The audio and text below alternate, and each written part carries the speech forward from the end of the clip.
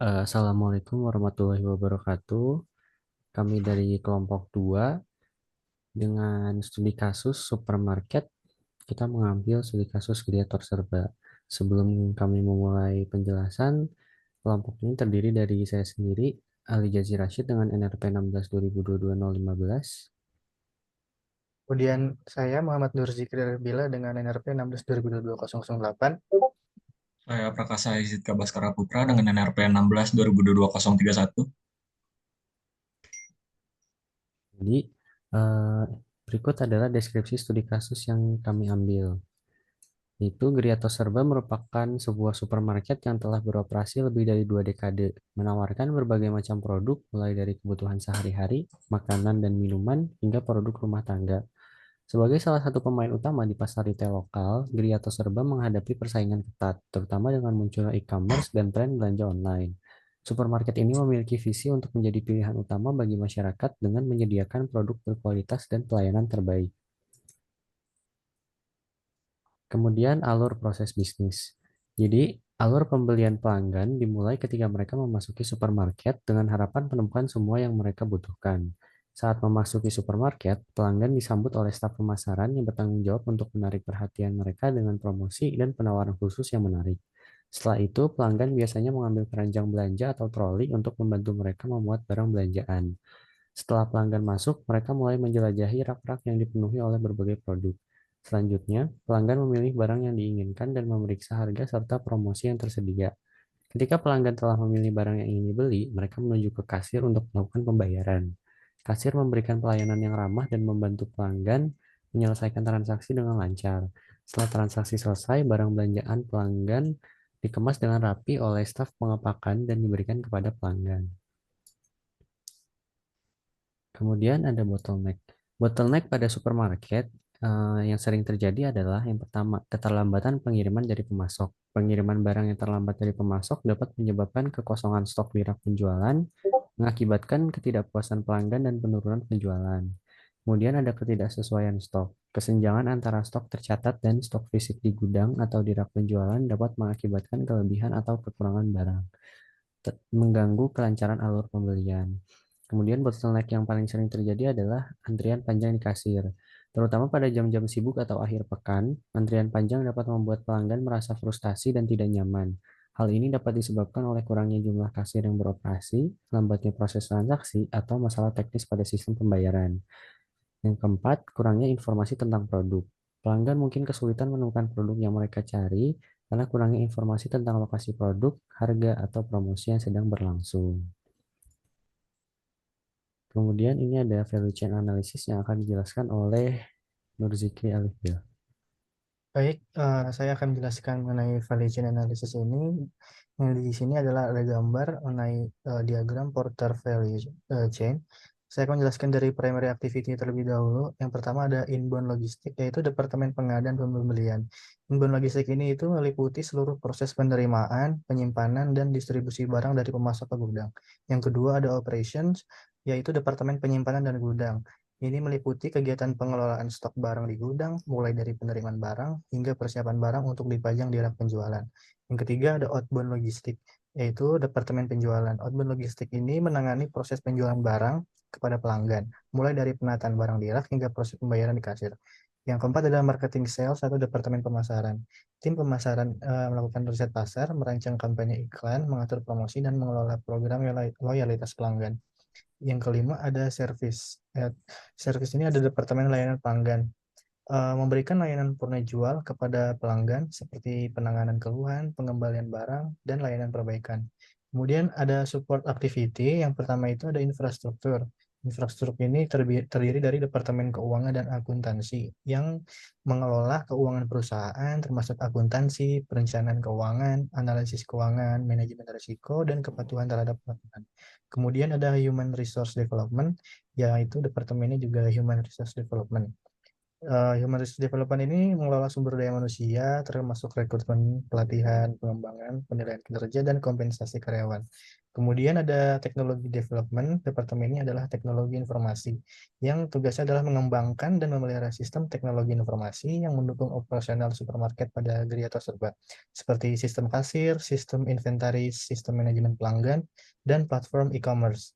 Yang terakhir ada procurement, yaitu departemen pengadaan dan pembelian.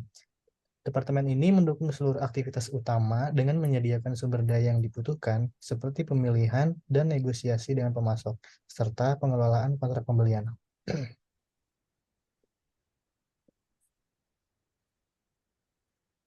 Kemudian ada fungsi dan unit bisnis yang terlibat. Yang pertama ada unit bisnis pengadaan pembelian, ya bertanggung jawab dan mengelola atas pemilihan dan pengadaan barang dari pemasok. Yang kedua ada unit bisnis penjualan dan pelayanan pelanggan, yaitu melayani pelanggan di kasir, membantu mereka menemukan produk yang mereka butuhkan, dan memberikan informasi tentang promosi dan penawaran khusus. Yang ketiga ada penyimpanan dan gudang. Fungsinya memeriksa dan menerima pengiriman barang dari pemasok serta mengelola stok di gudang.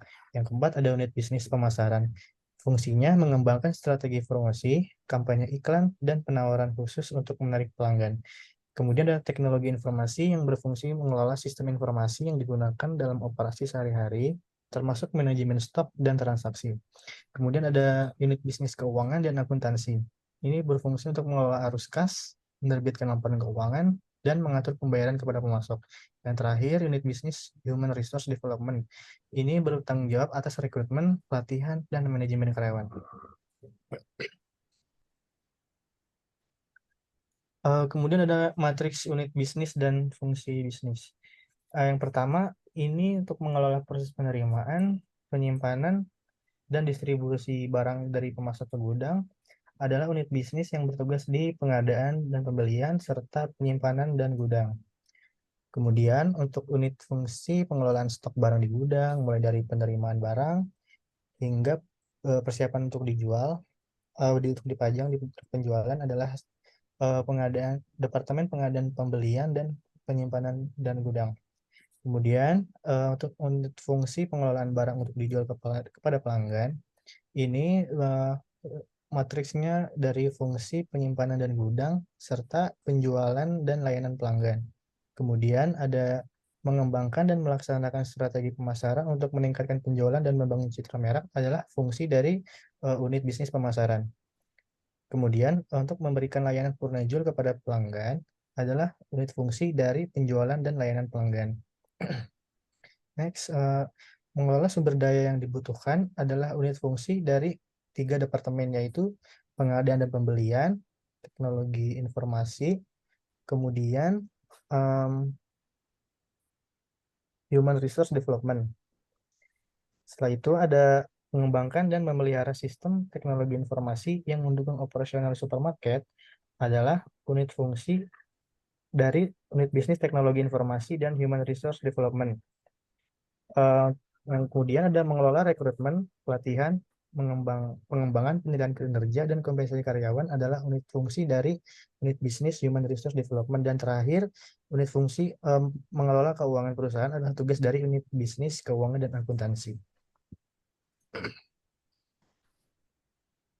Kemudian ada flowchart alur pembelian. Jadi di sini kami menggambarkan flowchart untuk alur pembelian yang dilakukan oleh customer jika mereka melakukan belanja di supermarket. Yang pertama, pelanggan masuk, kemudian mengambil keranjang, kemudian mencari barang, kemudian apakah barang tersebut ada di rak? Jika tidak, maka supermarket akan melakukan restock barang dan berakhir. Namun jika barang tersedia, customer akan memilih barang, kemudian menuju kasir, barangnya di-scan, kemudian menghitung total pembelian, melakukan pembayaran, memberikan struk, dan pelanggan keluar.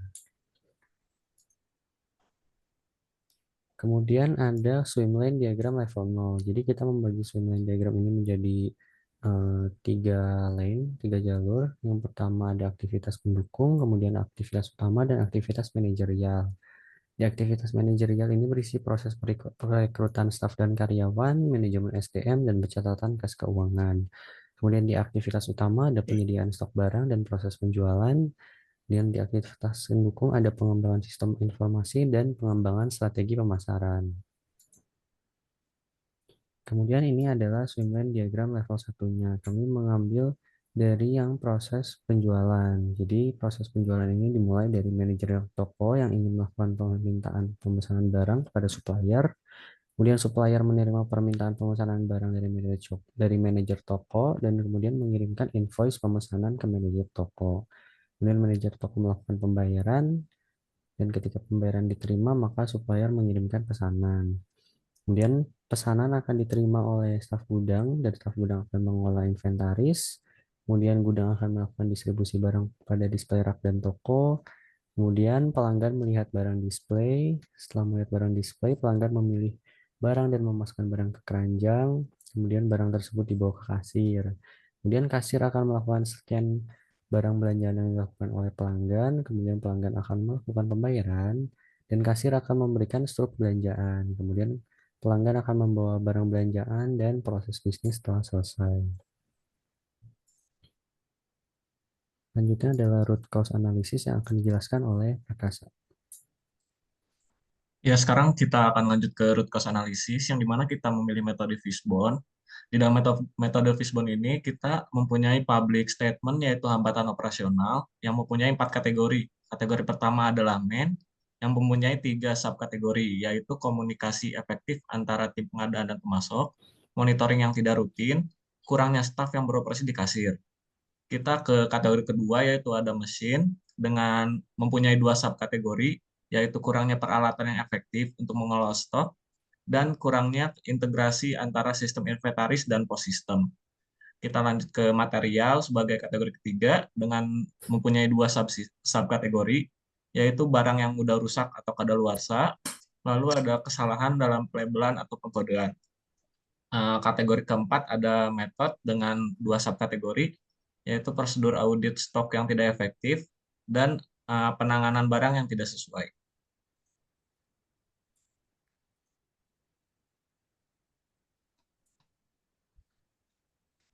Ini adalah hasil analisis dari Fishbone yang tadi. Yang pertama yaitu keterlambatan pengiriman dari pemasok dapat menyebabkan berbagai dampak yang signifikan bagi bisnis retail ini. Salah satu dampak utamanya adalah terjadinya kekosongan stok di rak penjualan. Hal ini terjadi karena terdapat ketidaksinkronan antara jadwal pengiriman yang dijanjikan oleh pemasok dan kedatangan barang aktualnya. Yang kedua ada permasalahan lainnya adalah ketidaksesuaian stok, yaitu perbedaan antara stok yang sudah dicatat di sistem dengan stok fisik yang berada di gudang atau di rak penjualan. Hal ini dapat mengakibatkan baik kelebihan maupun kekurangan stok. Kelebihan stok dapat menyebabkan barang yang menjadi usang, rusak, atau ketinggalan zaman, sehingga menghasilkan biaya tambahan bagi perusahaan. Di sisi lain, kekurangan stok dapat mengakibatkan kekosongan barang di rak penjualan yang mengganggu kelancaran alur pembelian dan membuat pelanggan kecewa. Yang ketiga ada permasalahan.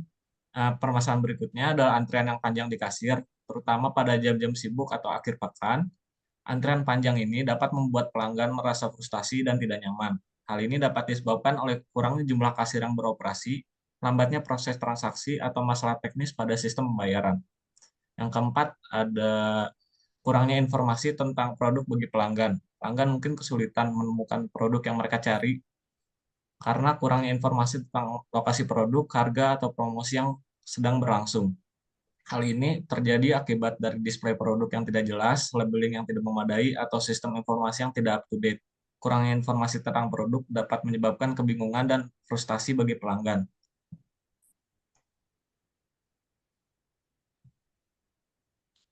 Lalu selanjutnya ada perbaikan proses bisnis yang telah dianalisis dari fishbone diagram tadi. Yang pertama, manajemen rantai pasokan yang lebih efektif, menjalin komunikasi yang lebih baik dengan pemasok, membahas jadwal pengiriman, dan memastikan keandalan pengiriman. Menerapkan sistem pemesanan dan pengendalian persediaan yang lebih canggih, seperti menggunakan teknologi EDI atau sistem MRP. Yang kedua, ada pengelolaan persediaan yang lebih baik, seperti meningkatkan akurasi pencatatan stok melalui implementasi sistem ERP atau manajemen gudang yang terintegrasi, dan melakukan pemeriksaan stok secara rutin, serta menyeluruh untuk mengidentifikasi dan mengatasi perbedaan stok. Perbaikan proses bisnis yang ketiga adalah peningkatan efisiensi proses pembayaran kasir, seperti menambah jumlah kasir pada jam-jam sibuk atau mengurangi antrian, Lalu ada mempercepat proses pembayaran melalui pemanfaatan teknologi seperti sistem pembayaran elektronik atau pemindaian barcode. Yang keempat, peningkatan informasi dan pengalaman belanja pelanggan, yang dimana memperbaiki display atau labeling produk untuk memudahkan pelanggan mencari dan memperoleh informasi. Dan juga memperkaya konten informasi produk di website atau aplikasi retail seperti deskripsi, gambar, dan ulasan. Baik, mungkin sekian presentasi dari kelompok kami. Mohon maaf bila ada kekurangan. Wassalamualaikum warahmatullahi wabarakatuh.